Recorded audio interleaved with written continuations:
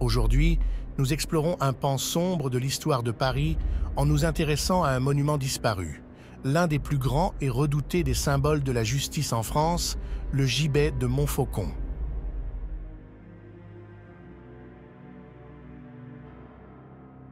Cet édifice avait pour fonction de terroriser et de dissuader.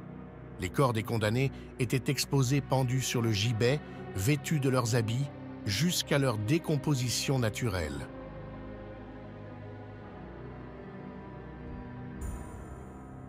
De la période du XIe siècle jusqu'au règne de Louis XIII, à la moitié du XVIIe siècle, Montfaucon fut le théâtre d'exécutions publiques où les corps des condamnés étaient exposés aux éléments.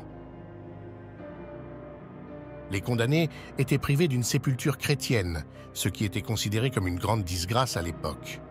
Leurs restes étaient jetés dans la cave spécialement aménagée à cet effet.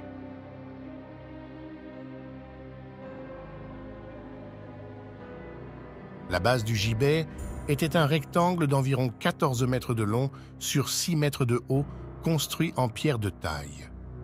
La cave était creusée en son sein et un grand escalier menait à la plateforme.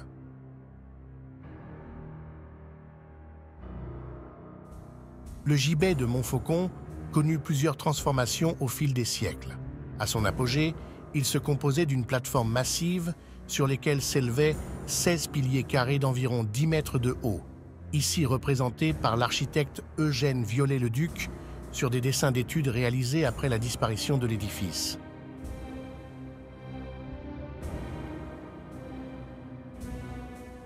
Aujourd'hui, dans le Paris moderne, l'emplacement historique du gibet peut être retracé dans le 10e arrondissement qui se trouve au nord-est de la ville.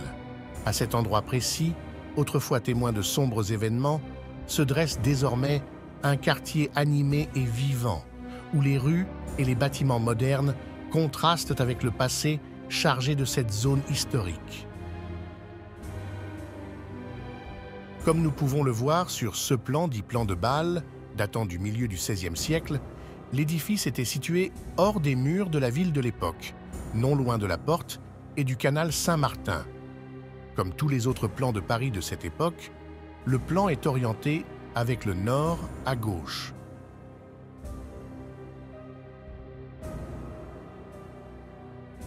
Le gibet de Montfaucon déclina progressivement avec l'avènement d'Henri IV et la fin des guerres de religion.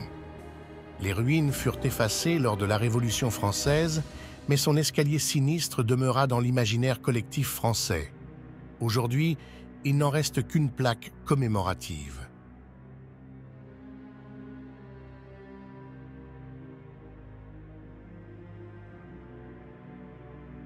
C'est ainsi que se conclut notre voyage à travers l'histoire du gibet de Montfaucon.